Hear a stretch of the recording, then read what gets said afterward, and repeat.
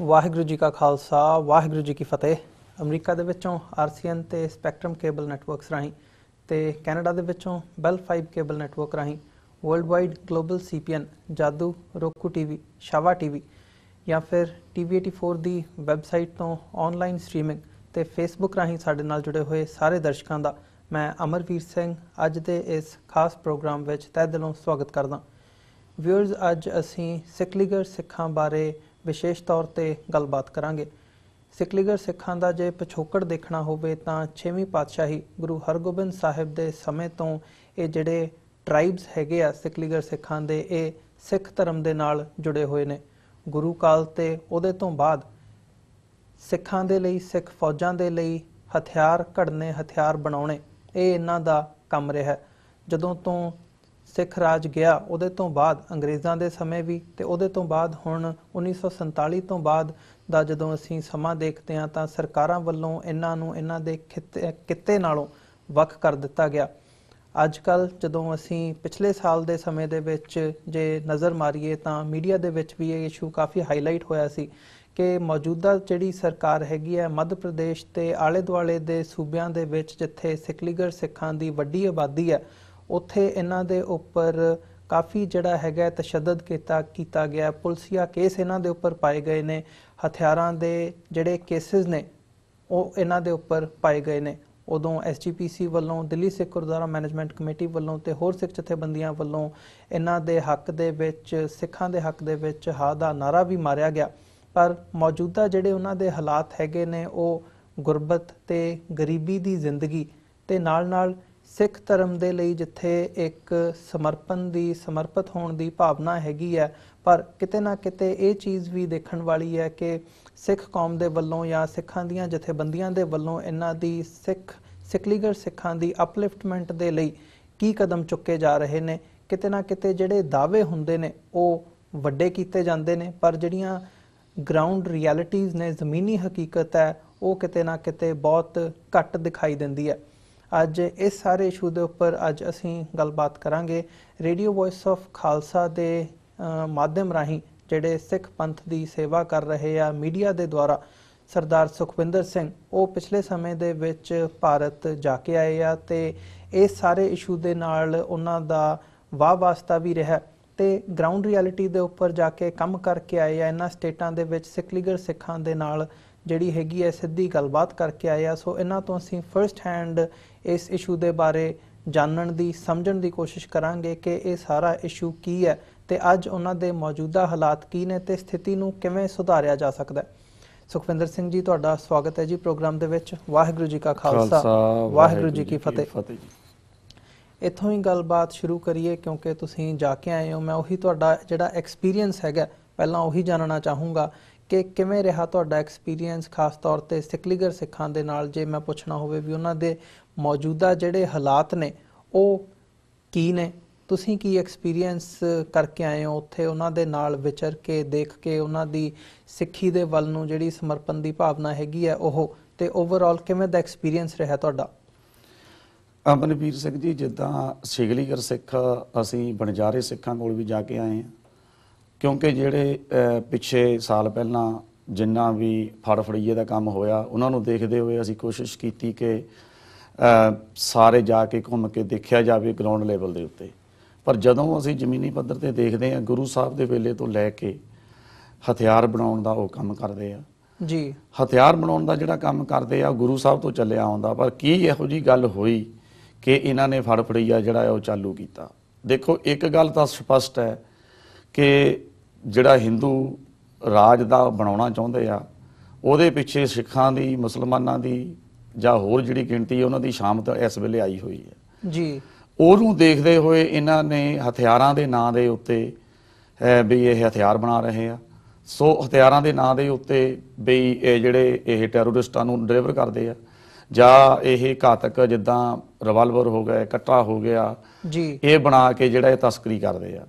ਪਰ ਇੱਕ ਦੋ ਕੁ ਪਿੰਡ ਸਾਨੂੰ ਮਿਲੇ ਇਸ ਤਰ੍ਹਾਂ ਦਾ ਕੰਮ ਕਰਦੇ, ਵੀ ਐਸੀ ਗੱਲ ਨਹੀਂ ਵੀ ਨਹੀਂ ਕਰਦੇ, ਲੇਕਿਨ ਜ਼ਿਆਦਾਤਰ ਲੋਕ ਜਿਹੜੇ ਨੇ ਉਹ ਜਿਸ ਤਰ੍ਹਾਂ ਖੁਰਪੀਆਂ ਬਣਾਉਣੇ, ਕਈਆਂ ਬਣਾਉਣੀਆਂ, ਆਪਣੀ ਜਿਹੜੀ ਰੋਜੀ ਰੋਟੀ ਦੇ ਲਈ ਕੋਈ ਤਾਂ ਕੰਮ ਕਰਨਾ ਹੀ ਪਏਗਾ ਜੀ। ਤੇ ਉਹ ਜ਼ਿਆਦਾ ਉਹਨਾਂ ਦਾ ਇਹ ਹੈ ਵੀ ਜਿਹੜੀ ਕਿਰਤ ਹੈ ਉਹ ਇਸ ਚੀਜ਼ ਦੇ ਵਿੱਚ ਸਪੈਸ਼ਲਿਸਟ ਹੋਣ ਕਰਕੇ ਉਹਨਾਂ ਨੇ ਇਸ ਨੂੰ ਹਥਿਆਰ ਬਣਾਉਣ ਦੇ ਨੂੰ ਜਾਂ ਕੱਪੜਾ ਵੇਚਣ ਦੇ ਲਈ ਜਿੱਦਾਂ ਚਾਦਰਾਂ ਲੈ ਕੇ ਬੱਸਾਂ ਦੇ ਵਿੱਚ ਜਾਂ ਹੋਰ ਜਾਂ ਖੇਤੀਬਾੜੀ ਦਾ ਕੰਮ ਜ਼ਿਆਦਾ ਕਰਦੇ ਜੀ।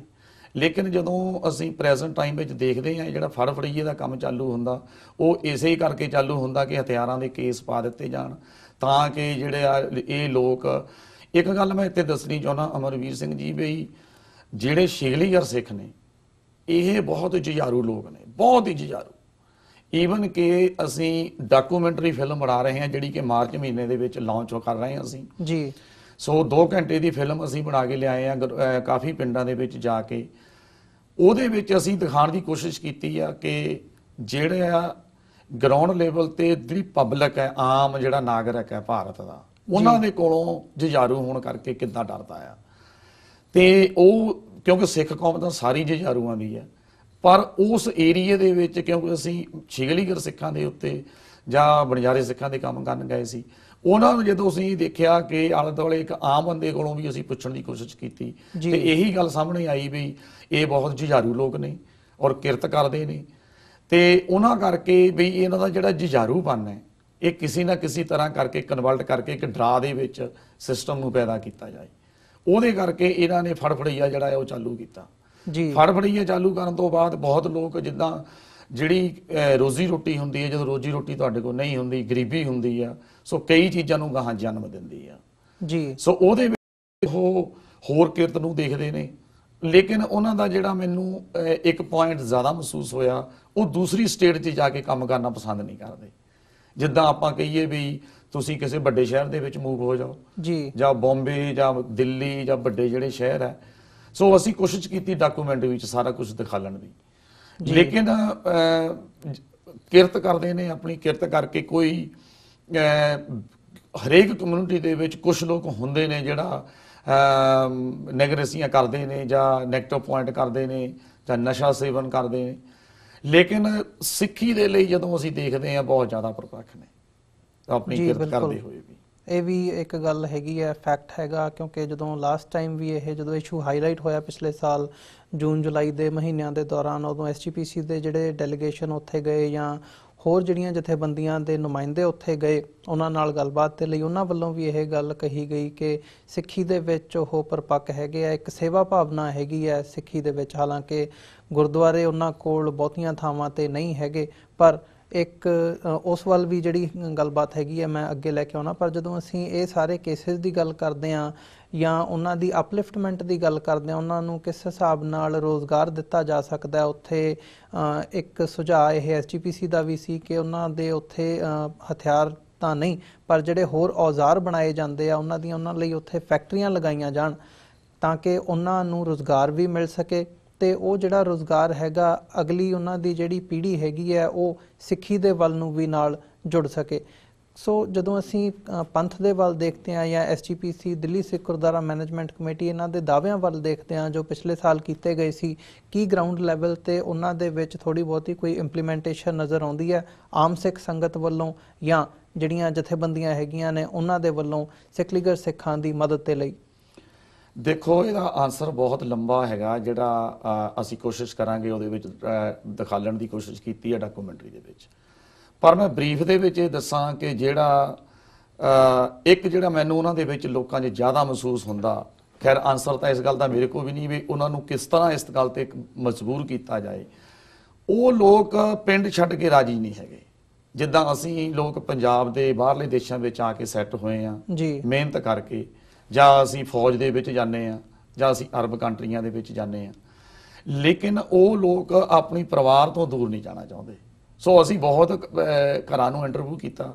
ਹੁਣ ਜਿਹੜੀ ਫੈਕਟਰੀ ਲਾਉਣ ਦੀ ਗੱਲ ਹੈ, ਦੇਖੋ ਇੱਕ ਗੱਲ ਆਪਾਂ ਨੂੰ ਇਹ ਸਮਝਣੀ ਪੈਣੀ ਹੈ ਕਿ ਜਿਹੜਾ ਅੱਜ ਮਸ਼ੀਨੀ ਯੁੱਗ ਹੈ, ਦਾਤੀਆਂ ਵਾਲਾ ਰਿਵਾਜ, ਬੱਠਣਾ ਵਾਲਾ ਰਿਵਾਜ, ਕਈਆਂ ਵਾਲਾ ਰਿਵਾਜ ਜਿਹੜੇ ਹਜ਼ਾਰੋਂ ਹੱਥ ਨਾਲ ਬਣਾਉਂਦੇ ਸੀ ਜੀ, ਉਹ ਮਾਰਕੀਟ ਦੇ ਵਿੱਚ ਜ਼ਿਆਦਾ ਉਹ ਯੂਜ਼ ਨਹੀਂ ਹੁੰਦੇ। ਤੇ ਅਸੀਂ ਕਿਸੇ ਫੀਲਡ ਵਿੱਚ ਵੀ ਦੇਖ ਲਈਏ ਜੀ। ਹੁਣ ਜਿਹੜੀ ਅਸੀਂ ਸ਼ਿਗਲੀਗਰ ਸਿੱਖ ਅਸੀਂ ਅੰਮ੍ਰਿਤਸਰ ਵਿੱਚ ਜਿਹੜੇ ਰਹਿੰਦੇ ਉਹਨਾਂ ਨੂੰ ਵੀ ਇੰਟਰਵਿਊ ਕੀਤਾ। ਸਿਰਫ ਪੰਜਾਬ ਦੇ ਜਿਹੜੇ ਸ਼ਿਗਲੀਗਰ ਨੇ ਉਹ ਕਿਰਪਾਨਾਂ ਦਾ ਕੰਮ ਕਰਦੇ ਨੇ, ਤੇ ਜਿਹੜੀ ਸ਼੍ਰੋਮਣੀ ਕਮੇਟੀ ਦੀਆਂ ਦੁਕਾਨਾਂ ਨੇ ਜਾਂ ਵੱਡੇ ਜਿਹੜੀ ਦੁਕਾਨਾਂ ਨੇ ਕਿਰਪਾਨਾਂ ਵੇਚਦੇ, ਜੋ ਰੇਟ ਉਹਨਾਂ ਦਾ 30 ਸਾਲ ਪਹਿਲਾਂ ਸੀ ਜੀ 80 ਦੇ ਵਿੱਚ ਰੇਟ ਸੀ, ਅੱਜ ਵੀ ਉਹਨਾਂ ਦਾ ਰੇਟ ਉਹੀ ਆ। ਉਨੇ ਪੈਸੇ ਜੋ ਇੱਕ ਕਿਰਪਾਨ ਦੇ ਦਿੱਤੇ ਜਾਂਦੇ ਨੇ, ਮੇਰਾ ਖਿਆਲ ਹੈ ਕਿ 3 ਰੁਪਏ ਦਾ ਕੋਈ ਹਿਸਾਬ ਹੈ ਉਹਨਾਂ ਦਾ, 3 ਰੁਪਏ ਇੱਕ ਕਿਰਪਾਨ ਦੇ ਬਣਾਉਣ ਦੇ ਦਿੱਤੇ ਜਾਂਦੇ ਨੇ। ਅਸੀਂ ਜਦੋਂ ਉਹਨਾਂ ਨੂੰ ਦੇਖਿਆ ਵੀ ਕਿਹੜਾ ਰੁਜ਼ਗਾਰ ਦਿੱਤਾ ਜਾਵੇ, ਚਾਹੇ ਉਹ ਪੰਜਾਬ ਦੇ ਸ਼ਿਗਲੀਗਰ ਨੇ, ਚਾਹੇ ਉਹ ਉਹਨਾਂ ਸਟੇਟਾਂ ਦੇ ਸ਼ਿਗਲੀਗਰ ਨੇ। ਜਿਸ ਤਰ੍ਹਾਂ ਕਿ ਸਭ ਤੋਂ ਜ਼ਿਆਦਾ ਮੱਧ ਪ੍ਰਦੇਸ਼ ਦੇ ਵਿੱਚ ਤੇ ਮਹਾਰਾਸ਼ਟਰ ਦੇ ਵਿੱਚ ਸ਼ਿਗਲੀਗਰ ਭਰਾ ਜ਼ਿਆਦਾ ਨੇ ਜੀ, ਲੇਕਿਨ ਜਿਹੜਾ ਰੁਜ਼ਗਾਰ ਹੈ, ਜਿਸ ਤਰ੍ਹਾਂ ਇਹ ਤਾਂ ਸਾਰੀ ਸਿੱਖ ਕੌਮ ਜਾਂ ਕੁਝ ਜਿਹੜੇ ਜ਼ਿਆਦਾ ਪੈਸੇ ਵਾਲੇ ਸਿੱਖ ਨੇ ਉਹ ਅੱਗੇ ਆਉਣ, ਜਾਂ ਸਾਡੀਆਂ ਸੰਸਥਾਵਾਂ ਜਿਹਦੇ ਵਿੱਚ ਕਿ ਜਿਸ ਤਰ੍ਹਾਂ ਜਿਹੜੀ ਦਸਤਾਰ ਹੈ, ਅਸੀਂ ਕੱਪੜਾ ਸਰੋਪਿਆਂ ਲਈ ਯੂਜ਼ ਕਰਦੇ ਹਾਂ ਜੀ, ਹੋਰ ਕਿਸੇ ਕੰਮ ਲਈ ਯੂਜ਼ ਕਰਦੇ ਹਾਂ, ਇਸ ਤਰ੍ਹਾਂ ਦੀ ਕੋਈ ਇੰਡਸਟਰੀ ਲਾ ਕੇ ਦਿੱਤੀ ਜਾਏ ਜਿਹਦੇ ਨਾਲ ਕਿ ਸਿੱਖਾਂ ਦੀ ਆਪਣੀ ਜਿਹੜੀ ਉਤਪਾਦਨ ਆਪਣਾ ਹੋਣਾ ਚਾਹੀਦਾ। ਜਦ ਕਿ ਜਿਹੜਾ ਜਿੰਨਾ ਕੁਝ ਅੱਜ ਸਿੱਖ ਯੂਜ਼ ਕਰ ਰਿਹਾ, ਇੱਕ ਵੀ ਚੀਜ਼ ਅਸੀਂ ਨਹੀਂ ਬਣਾਉਂਦੇ ਹੈ, ਸਾਡੀ ਫੈਕਟਰੀ ਨਹੀਂ ਹੈ ਜੀ। ਦੂਜੀਆਂ ਸਟੇਟਾਂ ਦੇ ਵਿੱਚ ਮੈਂ 6 ਕਿ 7 ਸਟੇਟਾਂ ਘੁੰਮ ਕੇ ਆਇਆ, ਤੇਲੰਗਾਨਾ, ਆਂਧਰਾ ਪ੍ਰਦੇਸ਼, ਕਰਨਾਟਕ, ਮੱਧ ਪ੍ਰਦੇਸ਼, ਮਹਾਰਾਸ਼ਟਰ। ਸੋ ਜਦੋਂ ਅਸੀਂ ਸ਼ਿਗਲੀਗਰਾਂ ਨੂੰ ਤੇ ਬਣਜਾਰੇ ਸਿੱਖਾਂ ਨੂੰ ਕੰਪੇਅਰ ਕਰਦੇ ਹਾਂ ਤੇ ਇਹਨਾਂ ਦਾ ਥੋੜਾ ਡਿਫਰੈਂਟ ਹੈ। ਉਹ ਡਿਫਰੈਂਟ ਇਹ ਹੈਗਾ ਕਿ ਜਿਹੜੇ ਸ਼ਿਗਲੀਗਰ ਨੇ ਉਹ ਸਿੱਖੀ ਦੇ ਵਿੱਚ ਬਹੁਤ ਜ਼ਿਆਦਾ ਪੱਕੇ ਆ ਜੀ, ਲੇਕਿਨ ਉਹਨਾਂ ਦੀ ਸਮੱਸਿਆ ਇਹ ਬਣੀ ਹੋਈ ਆ, ਜਿੰਨਿਆਂ ਨੂੰ ਵੀ ਅਸੀਂ ਮਿਲੇ ਆ, ਕਿ ਉਹ ਆਪਣਾ ਪਰਿਵਾਰ ਛੱਡ ਕੇ ਦੂਜੀ ਜਗ੍ਹਾ ਨਹੀਂ ਜਾਣਾ ਚਾਹੁੰਦੇ। ਹੁਣ ਜਦੋਂ ਉਹ ਪਰਿਵਾਰ ਛੱਡ ਕੇ ਨਹੀਂ ਜਾਣਗੇ, ਜਿਸ ਤਰ੍ਹਾਂ ਅਸੀਂ ਬਾਹਰਲੇ ਮੁਲਕਾਂ 'ਚ ਆਏ ਆ ਜਾਂ ਜੌਬ ਕਰਦੇ ਆ, ਸੋ ਉਹ ਤਰੱਕੀ ਕਿਵੇਂ ਕਰਨਗੇ? ਹੁਣ ਜੇ ਉੱਥੇ ਉਹਨਾਂ ਨੂੰ ਤੁਸੀਂ ਕੋਈ ਚੀਜ਼ ਬਣਾ ਕੇ ਦਿੰਦੇ ਹੋ, ਹੁਣ ਜਿੱਦਾਂ 10 ਘਰ ਇੱਕ ਪਿੰਡ 'ਚ ਰਹਿੰਦੇ ਨੇ, 15 ਘਰ ਇੱਕ ਜਗ੍ਹਾ ਰਹਿੰਦੇ ਨੇ, 3 ਘਰ ਇੱਕ ਜਗ੍ਹਾ ਰਹਿੰਦੇ ਨੇ, ਤਾਂ ਉਹਨਾਂ ਨੂੰ ਤੁਸੀਂ ਕਿੱਦਾਂ ਅਲੱਗ-ਅਲੱਗ ਬਿਜ਼ਨਸ ਖੋਲ ਕੇ ਦਓਗੇ? ਸੋ ਇਹ ਬੜਾ ਵੱਡਾ ਚੈਲੰਜ ਹੋਏਗਾ। ਸੋ ਦੂਸਰਾ ਹੈਗਾ, ਹੁਣ ਜੇ ਬਣਜਾਰੇ ਸਿੱਖਾਂ ਨੂੰ ਦੇਖਦੇ ਆ ਜਿਨ੍ਹਾਂ ਦੀ ਗਿਣਤੀ ਤੇਲੰਗਾਨਾ ਸਟੇਟ ਵਿੱਚ ਸਭ ਤੋਂ ਜ਼ਿਆਦਾ ਹੈ ਜੀ।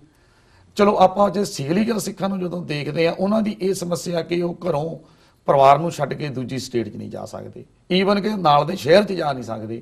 ਉਹ ਸਵੇਰੇ ਕੰਮ ਤੇ ਜਾਂਦੇ ਨੇ, ਸ਼ਾਮ ਨੂੰ ਆਪਣੇ ਪਰਿਵਾਰ 'ਚ ਆਉਣਾ ਜ਼ਰੂਰ ਚਾਹੁੰਦੇ ਆ। ਉਹਨਾਂ ਨੂੰ ਇੱਥੋਂ ਤੱਕ ਵੀ ਉਹਨਾਂ ਦਾ ਕਹਿਣਾ ਵੀ ਜੇ ਅਸੀਂ ਅੱਧੀ ਰੋਟੀ ਵੀ ਸਾਨੂੰ ਮਿਲ ਜਾਵੇ ਸਾਨੂੰ ਠੀਕ ਹੈ, ਪਰ ਅਸੀਂ ਮਾਂ ਦਾ ਆਸ਼ੀਰਵਾਦ ਚਾਹੁੰਦੇ ਹਾਂ, ਅਸੀਂ ਬੱਚੇ ਦਾ ਪਿਆਰ ਚਾਹੁੰਦੇ ਹਾਂ, ਅਸੀਂ ਆਪਣੀ ਮਿਸਿਜ ਦਾ ਪਿਆਰ ਚਾਹੁੰਦੇ ਹਾਂ। ਇਹ ਜਿਹੜੀ ਉਹਨਾਂ ਦੇ ਦਿਮਾਗ ਦੇ ਵਿੱਚ ਗੱਲ ਬੈਠੀ ਹੋਈ ਹੈ। ਸੋ ਇਹਨੂੰ ਸੋਲਵ ਕਰਨ ਦੇ ਲਈ ਬਹੁਤ ਕੰਮ ਦੀ, ਬਹੁਤ ਇੱਕ ਪਲਾਨ ਦੀ ਜ਼ਰੂਰਤ ਹੈ ਕਿ ਉਹਨਾਂ ਦੀ ਜਿਹੜੀ ਇਹ ਮਾਨਸਿਕਤਾ ਆ ਉਹਨੂੰ ਕਿਵੇਂ ਡਿਵੈਲਪ ਕੀਤਾ ਜਾਏ ਕਿ ਜਦੋਂ ਤੁਸੀਂ ਜੌਬ ਕਰਨੀ ਹੈ ਜਾਂ ਕਿਸੇ ਬਾਹਰਲੇ ਮੁਲਕ ਵਿੱਚ ਜਾਣਾ ਜੀ। ਹੁਣ ਜਦੋਂ ਅਸੀਂ ਉਹਨੂੰ ਕੰਪੇਅਰ ਲਈ ਬਣਜਾਰੇ ਸਿੱਖਾਂ ਦਾ ਦੇਖਦੇ ਹਾਂ, ਬਣਜਾਰੇ ਸਿੱਖ ਜਿਹੜੇ ਨੇ ਉਹ ਜੌਬ ਕਰਦੇ ਨੇ ਦੂਜੀ ਸਟੇਟ 'ਚ ਜਾ ਕੇ, ਉਹ ਆਪਣਾ ਪਰਿਵਾਰ ਛੱਡ ਕੇ ਵੀ ਜਾ ਕੇ ਕੰਮ ਕਰਦੇ ਨੇ, ਲੇਕਿਨ ਉਹਨਾਂ ਦੇ ਵਿੱਚ ਜਦੋਂ ਸਿੱਖੀ ਦੇ ਕਨਸੈਪਟ ਨੂੰ ਦੇਖਦੇ ਆ, ਉਹ ਉਹਨਾਂ ਨਾਲ ਉਹਨਾਂ ਦਾ ਗ੍ਰਾਫ ਥੱਲੇ ਆ ਜੀ। ਜਿੱਦਾਂ ਆਪਾਂ ਕਹੀਏ ਵੀ ਉਹ 100% ਸਿੱਖੀ ਵਿੱਚ ਪ੍ਰਪੱਖ ਨੇ, ਉਹ ਜਾਣੀ ਜੇ ਮੈਂ ਕਹਾਂ ਕਿ 30% ਜਾਂ 35% ਤੋਂ ਜ਼ਿਆਦਾ ਨਹੀਂ ਹੈ। ਸੋ ਉਹ ਵੀ ਜਿਹੜੇ ਅੱਜ ਦੀ ਨੌਜਵਾਨ ਆ ਰਿਹਾ, ਉਹ ਜਾਣੀ ਪਤੇ ਤਾਂ ਆ ਰਿਹਾ ਹੈਗਾ ਜੀ। ਸੋ ਕੰਮ ਦੇ ਲਿਹਾਜ਼ ਦੇ ਨਾਲ ਕਾਫੀ ਜਥੇਬੰਦੀਆਂ ਲੱਗੀਆਂ ਹੋਈਆਂ ਨੇ। ਮੈਂ ਚਲੋ ਨਾਂ ਲੈਣ ਤੋਂ ਬਗੈਰ ਬਹੁਤ ਲੋਕਾਂ ਨੂੰ ਮਿਲਿਆ, ਇੰਗਲੈਂਡ ਤੋਂ ਲੋਕ ਕੰਮ ਕਰ ਰਹੇ ਨੇ, ਲਾਸ ਐਂਜਲਸ ਤੋਂ ਕਰ ਰਹੇ ਨੇ, ਹੋਰ ਅਰਬ ਸਟੇਟਾਂ ਚੋਂ ਆਪਣੇ ਯੂਰਪ ਚੋਂ ਕੰਮ ਕਰ ਰਹੇ ਨੇ ਲੋਕ ਜੀ। ਪਰ ਇੱਕ ਅਮਰਵੀਰ ਜਿਹੜੀ ਗੱਲ ਮੈਂ ਮਹਿਸੂਸ ਕਰਦਾ ਪਰਸਨਲੀ, ਜਦੋਂ ਜਿਹੜਾ ਕੰਮ ਕਰਦੇ ਨੇ, ਕੋਈ ਗਿਆ 2 ਲੱਖ ਦਾ ਕੋਈ ਕੱਪੜੇ ਲੈ ਕੇ ਦੇ ਆਇਆ, ਕੋਈ 5 ਲੱਖ ਦੀਆਂ ਉਹਨਾਂ ਦੇ ਘਰ ਬਣਾ ਕੇ ਦੇ ਆਇਆ ਜੀ, ਕੋਈ ਉਹਨਾਂ ਦੇ ਬੱਚਿਆਂ ਨੂੰ ਕੱਪੜੇ ਲੈ ਕੇ ਦੇ ਆਇਆ। ਜਿਹੜਾ ਇਸ ਤਰ੍ਹਾਂ ਦਾ ਕੰਮ ਹੈ, ਉਹਨਾਂ ਦੀ ਮਾਨਸਿਕਤਾ ਕਿਤੇ ਨਾ ਕਿਤੇ ਮੈਨੂੰ ਕਹਿਣ ਨੂੰ ਔਖਾ ਲੱਗ ਰਿਹਾ ਵੀ ਇੱਕ ਮੰਗਤਿਆਂ ਵਾਲੀ ਗੱਲ ਹੋ ਗਈ ਉਹ ਜੀ। ਜਦੋਂ ਕੋਈ ਵੀ ਸਿੱਖ ਬਾਹਰਲਾ ਜਾਂਦਾ, ਉਹ ਤੁਹਾਡੇ ਹੱਥਾਂ ਵੱਲ ਨੂੰ ਦੇਖਦੇ ਨੇ ਔਰ ਪਿੰਡ ਇਕੱਠਾ ਹੋ ਕੇ ਤੁਹਾਨੂੰ ਆ ਕੇ ਗੱਲਾਂ ਕਰਦਾ, ਨਿੱਕੀ ਨਿੱਕੀਆਂ ਪ੍ਰੋਬਲਮਾਂ ਵੀ ਆ ਕੇ ਦੱਸਦੇ ਨੇ।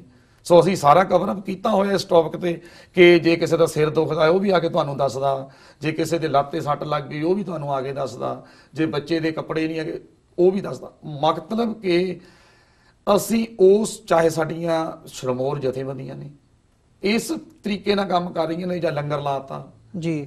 ਸੋ ਮੈਂ ਉਹਨੂੰ ਇਹ ਮਹਿਸੂਸ ਕੀਤਾ ਕਿ ਕੋਈ ਸੋਲਿਡ ਜਿਹੜੀ ਚੀਜ਼ ਹੈ ਫੋਰ ਐਵਰ ਦੇ ਲਈ, ਉਹ ਚੀਜ਼ ਦਾ ਪਲਾਨ ਤਿਆਰ ਕਰਕੇ ਉਹਨਾਂ ਨੂੰ ਦਿੱਤਾ ਜਾਏ। ਬੇਸ਼ੱਕ ਉਹਦੇ ਲਈ 6 ਮਹੀਨੇ, ਸਾਲ ਜਾਂ 2 ਸਾਲ ਲੱਗ ਜਾਣ, ਇੱਕ ਸੋਲਿਡ ਚੀਜ਼ ਹੋਵੇ ਜਿਹੜੀ ਦੇ ਨਾਲ ਉਹਨਾਂ ਨੂੰ ਜੌਬ ਵੀ ਮਿਲੇ, ਜੀ ਔਰ ਬਿਲਕੁਲ ਵਾਪਸ ਆ ਕੇ ਜਿਹੜੀ ਸਿੱਖੀ ਦੇ ਨਾਲ ਹੈ ਔਰ ਜਿਸ ਤਰ੍ਹਾਂ ਜੁੜ ਉਹਨੇ ਵੀ ਸਿੱਖੀ ਸਕਣ। ਸਾਂਭੀ ਹੋਈ ਹੈ ਉਹਦੇ ਵਿੱਚ ਪ੍ਰਪੱਕ ਹੋਣਾ। ਜੀ ਬਿਲਕੁਲ, ਨਹੀਂ ਇਹ ਗੱਲ ਤੁਹਾਡੀ ਜਾਇਜ਼ ਹੈਗੀ ਹੈ ਕਿ ਰੈਦਰ ਦੈਨ ਕਿਸੇ ਨੂੰ ਮੰਗਤਾ ਬਣਾਇਆ ਜਾਵੇ, ਉਹਨਾਂ ਨੂੰ ਰੁਜ਼ਗਾਰ ਦਿੱਤਾ ਜਾਵੇ, ਉਹਨਾਂ ਨੂੰ ਕੰਮ ਦੇ ਸਾਧਨ ਜਿਹੜੇ ਹੈਗੇ ਆ ਉਹ ਉੱਥੇ ਪਹੁੰਚਾਏ ਜਾਣ ਤਾਂ ਕਿ ਉਹ ਆਪਣੀ ਜਿਹੜੀ ਕਿਰਤ ਕਮਾਈ ਹੈ ਉਹ ਆਪ ਕਮਾ ਸਕਣ ਤੇ ਖਾ ਸਕਣ। ਇਸੇ ਹਵਾਲੇ ਦੇ ਨਾਲ SGPC ਤੇ ਦਿੱਲੀ ਸਿੱਖ ਗੁਰਦੁਆਰਾ ਪ੍ਰਬੰਧਕ ਕਮੇਟੀ ਤੇ ਮੈਂ ਵਾਪਸ ਆਵਾਂ।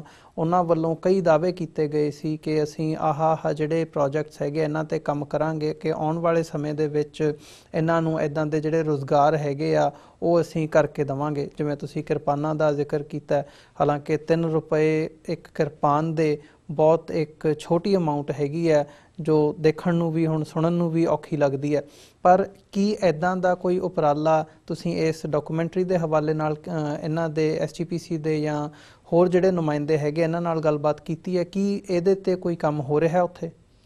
ਦੇਖੋ, ਇਹਦੇ ਵਿੱਚ ਸ਼੍ਰੋਮਣੀ ਕਮੇਟੀ ਨੇ ਤਾਂ ਗੱਲ ਹਜੇ ਨਹੀਂ ਕੀਤੀ ਕਿਉਂਕਿ ਮੇਰੇ ਕੋਲ ਸਮਾਂ ਜਿਹੜਾ ਸਿਰਫ 1.5 ਮਹੀਨੇ ਦਾ ਸੀਗਾ, ਲੇਕਿਨ ਜਿਹੜੇ ਬੰਦੇ ਗਰਾਊਂਡ ਲੈਵਲ ਤੇ ਕੰਮ ਕਰ ਰਹੇ ਆ ਉਹਨਾਂ ਦੇ ਨਾਲ ਅਸੀਂ ਜ਼ਰੂਰ ਰਾਬਤਾ ਰੱਖਿਆ ਹੋਇਆ।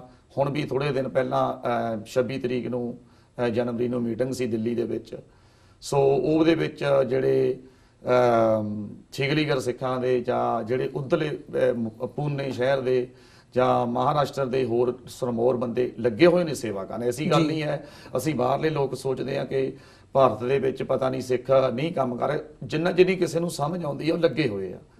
ਪਰ ਮੈਂ ਉਹਨੂੰ ਇਸ ਤਰ੍ਹਾਂ ਦੇਖਦਾ ਕਿ ਸਾਡਾ ਕੰਮ ਕਰਨ ਦਾ ਜਿਹੜਾ ਕੁਝ ਤਰੀਕਾ ਕਿਤੇ ਨਾ ਕਿਤੇ ਕੁਛ ਨਾ ਕਿਸੇ ਜਾ ਕੇ ਗੁਰੂ ਨਾਨਕ ਦੀ ਆਈਡੀਓਲੋਜੀ ਦੇ ਮੁਤਾਬਕ ਸਹੀ ਨਹੀਂ ਉਤਰਦਾ। ਸੋ ਉਹਦੇ ਮੁਤਾਬਕ ਅਸੀਂ ਲੌਂਗ ਟਰਮ ਦੇ ਲਈ ਜਿਹੜਾ ਸਾਨੂੰ ਸੋਚਣਾ ਚਾਹੀਦਾ ਉਹਦੇ ਵਿੱਚ ਅਸੀਂ ਕਿਤੇ ਨਾ ਕਿਤੇ ਫੇਲ ਜ਼ਰੂਰ ਹੋਏ ਆ। ਸੋ ਅਸੀਂ ਕੀਪ ਇਨ ਟੱਚ ਜਿਹੜੇ ਲੋਕ ਲੱਗੇ ਕੰਮ ਕਰ ਰਹੇ ਆ ਉਹਨਾਂ ਦੇ ਨਾਲ ਅਸੀਂ ਰਾਬਤਾ ਬਣਾਇਆ ਹੋਇਆ ਕਿ ਇੱਕ ਚਾਹੇ 6 ਮਹੀਨੇ ਲੱਗ ਜਾਣ, ਸਾਲ ਲੱਗ ਜਾਏ, ਪਰ ਸੋਲਿਡ ਜਿਹੜਾ ਆ ਉਹ ਇੱਕ ਸਿਸਟਮ ਨੂੰ ਤਿਆਰ ਕਰਕੇ ਉਹ ਚੀਜ਼ ਉਹਨਾਂ ਨੂੰ ਬਣਾ ਕੇ ਦਿੱਤੀ ਜਾਏ ਜਿਹਦੇ ਨਾਲ ਕਿ ਉਹਨਾਂ ਨੂੰ ਰੁਜ਼ਗਾਰ ਵੀ ਮਿਲੇ ਔਰ ਉਹ ਆਪਣਾ ਸੈਲਫ ਹੋ ਗਏ ਉੱਤੇ ਆਪਣੀ ਜ਼ਿੰਮੇਵਾਰੀ ਸਮਝ ਕੇ ਆਪਣੇ ਆਪ ਨੂੰ ਆਜ਼ਾਦ ਸਮਝ ਕੇ ਦੂਜਾ ਹੁਣ ਕਿਸੇ ਕੋਲ ਹੱਥ ਨਾ ਅੱਡਣ। ਮਤਲਬ ਸੋ ਦੂਸਰੀ ਗੱਲ ਐਜੂਕੇਸ਼ਨ ਦੀ ਹੈ।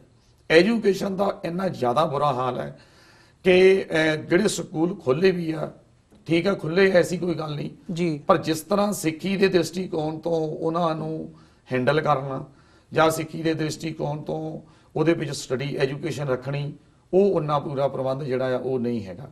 ਸੋ ਜਿਹੜੇ ਹੁਣ ਸਿਗਲੀਗਰਾਂ ਦੀ ਸਮੱਸਿਆ ਤਾਂ ਇਹੀ ਆ ਕਿ ਉਹ ਦੂਜੇ ਦੂਰ ਬੱਚੇ ਨਹੀਂ ਭੇਜਦੇ ਜੀ। ਉਹਨਾਂ ਦਾ ਇੱਕ ਇਹ ਬਹੁਤ ਵੱਡਾ ਕਾਰਨ ਹੈ ਕਿ ਬੱਚੇ ਪੜ੍ਹ ਨਹੀਂ ਪਾਉਂਦੇ।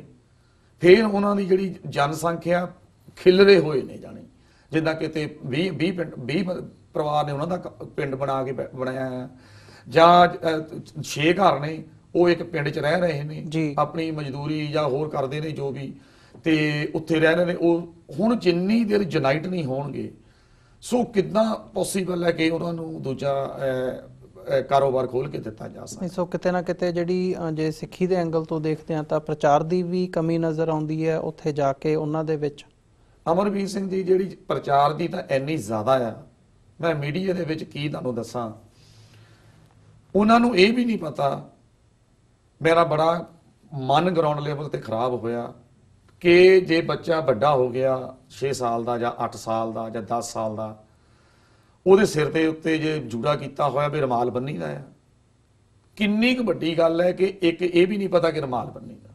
ਸੋ ਇਹ ਸਾਡੇ ਲਈ ਜਿਹੜੇ ਅਸੀਂ ਬਾਹਰ ਬੈਠੇ ਆ, ਮੈਂ ਵੀ ਵਿੱਚੇ ਹੀ ਆਉਣਾ, ਬੜੀ ਸ਼ਰਮ ਦੀ ਗੱਲ ਹੈ ਕਿ ਅਸੀਂ ਭੈਣਾਂ ਭਰਾਵਾਂ ਨੂੰ ਆਪਣਿਆਂ ਨੂੰ ਦੇਖਿਆ ਹੀ ਨਹੀਂ ਜਾ ਕੇ। ਇੱਥੋਂ ਤੱਕ ਕਿ ਜਿਹੜੀ ਗੁਰਮੁਖੀ ਵੀ ਪੜ੍ਹਦੇ ਨੇ ਉਹ ਸਿਰਫ ਇੱਕੋ ਹੀ ਗੱਲ ਦਾ ਉਹਨਾਂ ਨੂੰ ਪਤਾ ਕਿ ਜਿਹੜੇ ਸਿਰ ਤੇ ਦਸਤਾਰ ਹੈ ਤੇ ਮੂੰਹ ਤੇ ਦਾੜੀ ਆ ਇਹ ਗੁਰੂ ਨਾਨਕ ਦੇ ਬੰਦੇ ਆ। ਮੈਂ ਤੁਹਾਨੂੰ ਇੱਕ ਵਾਕਿਆ ਸੁਣਾਉਣਾ, ਉਹਦੇ ਵਿੱਚ ਅਸੀਂ ਹੂਬਹੂ ਉਹਨੂੰ ਕਵਰ ਕੀਤਾ। ਬਣਜਾਰੇ ਸਿੱਖ ਨੇ ਜਿਹੜੇ, ਉਹਨਾਂ ਦੇ ਘਰ ਅਸੀਂ ਜਦੋਂ ਤੇਲੰਗਾਨਾ ਹੈਦਰਾਬਾਦ ਤੋਂ ਕੋਈ 35-40 ਕਿਲੋਮੀਟਰ ਦੂਰ ਪਿੰਡ ਦੇ ਵਿੱਚ ਗਏ ਤੇ ਮੈਨੂੰ ਪਤਾ ਨਹੀਂ ਸੀਗਾ ਜਿਹਨਾਂ ਦੇ ਨਾਲ ਅਸੀਂ ਗਏ ਸੀਗੇ ਜੀ, ਉਹ ਕਹਿੰਦੇ ਜੀ ਗੁਰੂ ਨਾਨਕ ਦੀ ਸੰਗਤ ਨੇ ਅੱਜ ਆਉਣਾ। ਹੁਣ ਅਸੀਂ 2 ਜਾਣੇ ਸੀ, ਮੇਰੇ ਨਾਲ ਟੀਮ ਮੈਂਬਰ ਸੀਗੇ। ਉਹ ਕੀ ਕਰਦੇ ਨੇ ਕਿ ਆਪਣੇ ਮਹੱਲੇ ਨੂੰ, ਆਪਣੇ ਜਾਣ ਪਛਾਣ ਵਾਲਿਆਂ ਨੂੰ ਸੱਦ ਕੇ ਦਰਵਾਜ਼ੇ ਦੇ ਮੂਹਰੇ ਖੜਾ ਕਰ ਲੈਂਦੇ ਨੇ। ਜਿੱਦਾਂ ਆਪਾਂ ਵਿਆਹ ਸ਼ਾਦੀ ਦੇ ਵੇਲੇ ਬਈ ਜਾਂਝਾ ਹੁਣ ਵਾਪਸ ਆਣਾ, ਮੁੰਡਾ ਵਿਆਹ ਕੇ ਆਇਆ ਤੇ ਘਰ ਦੇ ਇਕੱਠੇ ਹੋ ਕੇ ਉਹਨੂੰ ਬਿੱਲ ਕੰਮ ਕਰਨੇ ਨੂੰ ਖੜਦੇ ਆ ਜਾਂ ਜੋ ਵੀ ਪਾਣੀ ਵਾਰਦੇ ਜਾਂ ਜੋ ਵੀ ਕਰਦੇ ਆ। ਉਹਨਾਂ ਨੇ ਜਦੋਂ ਅਸੀਂ ਪਾ ਗਏ ਸਾਰੇ ਇਕੱਠੇ ਹੋ ਕੇ ਸਾਰਾ ਮੁਰਿਓਂ ਫਰਸ਼ ਧੋਤਾ। ਫਰਸ਼ ਧੋ ਕੇ ਮੈਂ ਪਹਿਲੀ ਵਾਰੀ ਦੇਖਿਆ ਸੀ, ਫਰਸ਼ ਧੋ ਕੇ ਸਾਰੇ ਕੋਈ ਨਿਆਣਾ ਕੋਈ ਸਿਆਣਾ ਕੋਈ ਬਜ਼ੁਰਗ, ਈਵਨ 90 ਸਾਲ ਦੀ ਬਜ਼ੁਰਗ ਮਾਈ ਸਾਡੇ ਪੈਰੀਂ ਹੱਥ ਲਾਉਂਦੀ। ਇਹ ਗੁਰੂ ਨਾਨਕ ਦਾ ਰੂਪ ਆ ਜਿਹੜਾ, ਇਸ ਗੁਰੂ ਨਾਨਕ ਦੇਵ ਜੀ ਆਪ ਆਏ ਆ ਸਾਡੇ ਘਰ। ਸਿੱਖੀ ਲਈ ਇੰਨਾ ਉਹਨਾਂ ਦਾ ਜਜ਼ਬਾ, ਇੰਨਾ ਉਹਨਾਂ ਦਾ ਪ੍ਰੇਮ ਮੈਂ ਦੇਖ ਕੇ ਹੈਰਾਨ ਰਹਿ ਗਿਆ।